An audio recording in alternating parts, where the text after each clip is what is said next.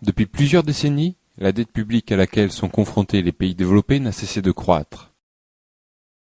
Cette dette publique généralisée pousse la plupart de ces gouvernements à pratiquer de sévères coupes budgétaires dans l'ensemble des services publics, tels que l'éducation, la justice, les retraites, la culture, les protections sociales, ce qui a un impact néfaste sur une majorité de la population.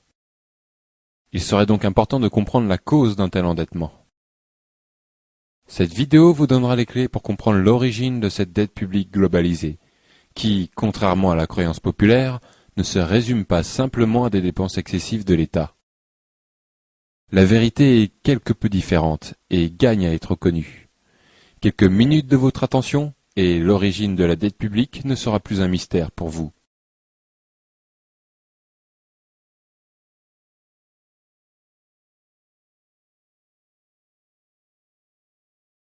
La monnaie fiduciaire, vous la connaissez bien. Elle se trouve dans votre porte-monnaie et vous l'utilisez régulièrement lors de vos divers achats.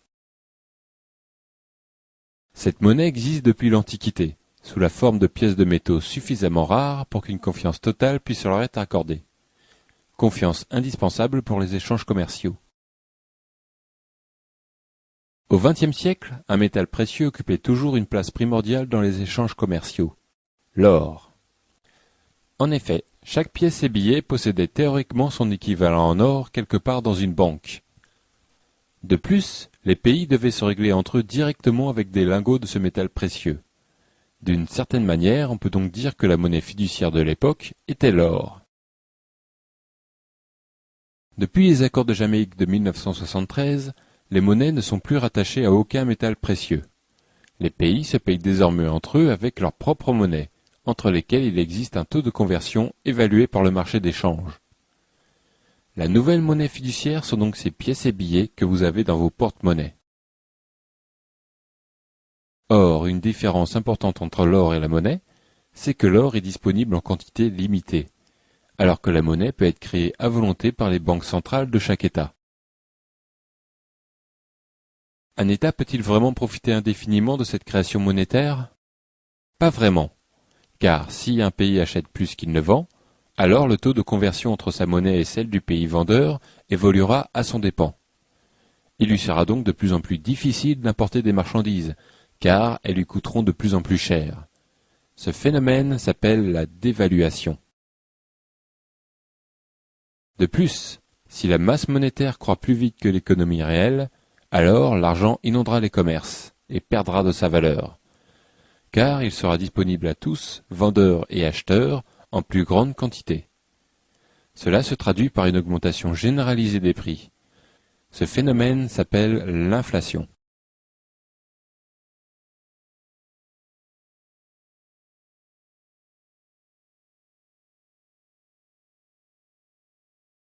Bien moins connue, il y a aussi la monnaie scripturale. Pour bien la comprendre, faisons un petit saut dans l'histoire. Au XVIIe siècle, les orfèvres étaient chargés de garder les possessions des riches familles et commerçants dans leurs coffres. Disposant d'une énorme quantité de ressources inexploitées, les orfèvres prêtaient une partie de ces richesses dans le but de les récupérer accompagnés d'un juteux intérêt. Mais lorsqu'ils prêtaient ces richesses, ils ne les prêtaient pas matériellement, mais au moyen de lettres de change. Plus faciles à transporter, ces lettres pouvaient à tout moment être échangées par les richesses qu'elles représentaient.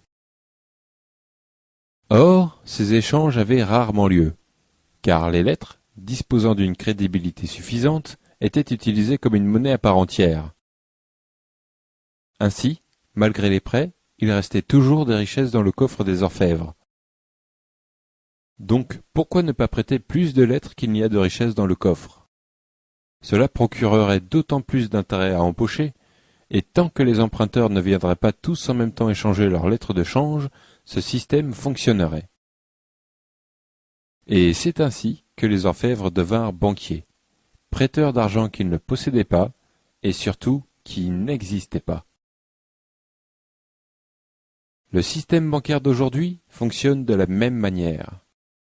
Les orfèvres sont les banques, les richesses dans les coffres sont la monnaie fiduciaire, et les lettres de change sont la monnaie scripturale. Lorsque vous faites un emprunt dans une banque, cette dernière ne vous donne pas une partie de la monnaie fiduciaire de ses épargnants, mais vous donne de la monnaie scripturale, qui est créée quand le crédit est généré et disparaît lorsque le crédit est remboursé. Elle peut à tout moment être échangée par de la vraie monnaie fiduciaire, mais comme pour l'orfèvre, cela se produit assez peu. Les banques peuvent donc prêter plus qu'elles ne possèdent. On estime aujourd'hui que les réserves fiduciaires des banques ne sont de l'ordre que de 15%. Cela veut dire que les banques prêtent environ 6 fois plus qu'elles ne possèdent. Cette particularité du système bancaire s'appelle le système des réserves fractionnaires.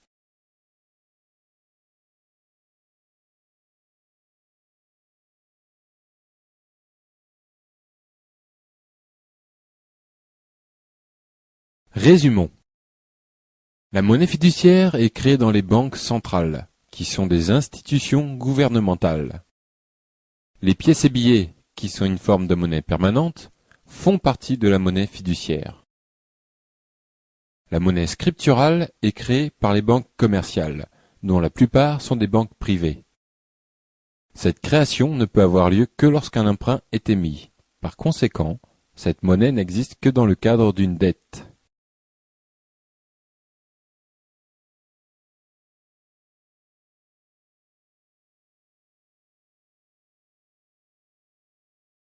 Il y a une légère correction à apporter à ce que nous venons de voir.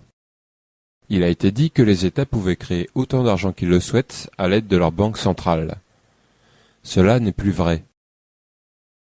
L'article 123 du traité de Lisbonne, signé par tous les membres de l'Union européenne, stipule qu'il est interdit à la Banque centrale européenne et aux banques centrales des États membres de prêter de l'argent à toute institution étatique. Cet article existait déjà dans le traité de Maastricht, et aussi dans la loi française depuis 1973. Cet article est très important, car il force les États à se financer sur le marché financier, c'est-à-dire les banques commerciales entre autres. Et si ces banques ne disposent pas de suffisamment de fonds, pas de souci, elles sont autorisées à faire appel aux banques centrales. Quelles conséquences cela a-t-il sur la monnaie ? Toute économie en croissance a besoin d'une croissance raisonnable de sa masse monétaire. Or, le système qui vient d'être décrit font des banques commerciales les principaux intermédiaires pour la création monétaire. En effet, les ménages, les entreprises et les États ne peuvent faire appel qu'au marché financier pour se financer. Par conséquent, la monnaie des banques commerciales, c'est-à-dire la monnaie scripturale, devient le principal outil de financement de toute la nation. Cela est vrai même si une banque commerciale fait appel à une banque centrale, car pour toute monnaie fiduciaire émise, la banque commerciale pourra émettre une bien plus grande quantité de monnaie scripturale. Ainsi, l'on peut comprendre que, aujourd'hui, plus de 90% de la monnaie en circulation dans l'économie n'est autre que de la monnaie scripturale.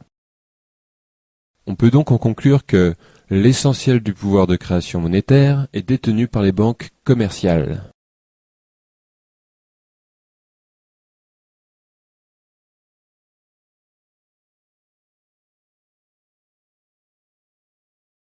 Parlons d'un impact important de ce système monétaire, la dette. Comme nous venons de le voir, plus de 90% de la masse monétaire est constituée de monnaie scripturale. Or, comme nous l'avons aussi déjà vu, la monnaie scripturale n'existe que dans le cadre d'une dette. Par conséquent, si toute l'économie est inondée de monnaie scripturale, alors toute l'économie est endettée. Ce qu'il est important de comprendre est que cette dette est la conséquence naturelle de notre système monétaire. Elle n'est pas du tout due à un excès dépensier de la société, mais simplement due au fait que la création monétaire n'est possible que par le crédit. Si cette masse de monnaie scripturale était remplacée par de la monnaie fiduciaire permanente, la masse monétaire serait la même, et l'inflation serait donc du même ordre, alors que la dette totale de la société, elle, serait beaucoup plus faible. Pour exemple, la dette totale américaine, publique plus privée, est aujourd'hui d'environ 60 000 milliards de dollars. Une dette colossale, qui n'est pas détenue uniquement par les pays étrangers, mais aussi et surtout par les propres banques américaines. Maintenant, voyons ce que serait la dette française si l'État pouvait s'endetter auprès de sa banque centrale au lieu d'emprunter sur les marchés financiers. Première chose à savoir, lorsque l'on fait un emprunt dans une banque commerciale, il faut rémunérer la banque. Cette rémunération, c'est le taux d'intérêt. Par contre, lorsqu'un État emprunte à sa banque centrale, il n'y a personne à rémunérer, car l'État crée en quelque sorte de l'argent pour lui-même. Il n'y a donc pas de taux d'intérêt. L'État français empruntait à taux zéro avant 1973. Pour comprendre l'effet des emprunts auprès du marché financier, nous devons donc évaluer l'impact de ce taux d'intérêt. C'est simple à calculer. Lorsque l'on somme ce qu'a payé l'État français en intérêt seul depuis 1973, on obtient un chiffre d'environ 1400 milliards d'euros. Une sacrée somme, surtout comparée à la dette publique française actuelle, qui est d'environ 1500 milliards d'euros. En d'autres termes, l'essentiel de la dette publique peut s'expliquer uniquement par le système de création monétaire actuel, basé sur le crédit avec intérêt. Et ceci sans faire intervenir les dépenses publiques, la sécurité sociale ou le manque de compétitivité, qui pourtant en sont les causes les plus communément admises.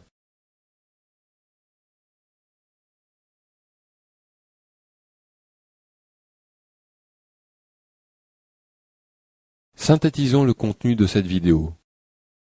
Il y a quelques décennies, les États pouvaient payer leur investissement par des emprunts à taux zéro auprès de leur banque centrale, ce qui constituait de la création monétaire. Ils doivent désormais emprunter aux banques commerciales, à taux non nul, ce qui en général constitue aussi de la création monétaire. Cette obligation procure au monde financier une source de revenus colossale et le pouvoir d'influencer les gouvernements, du fait de son rôle incontournable pour le financement des nations. La création monétaire par le crédit avec intérêt produit un endettement croissant et inévitable de la société et du pouvoir public. Cet endettement, qui est en général perçu comme une défaillance du pouvoir public, le discrédite énormément, affecte sa souveraineté et limite ses possibilités d'action, alors qu'il n'est dû qu'à un privilège considérable accordé aux banques commerciales. Comprenez-le bien, ce système monétaire n'est rien d'autre qu'une arnaque monumentale, qui fait la fortune de quelques-uns au détriment de tous les autres. Il ne doit son existence qu'à l'ignorance du plus grand nombre.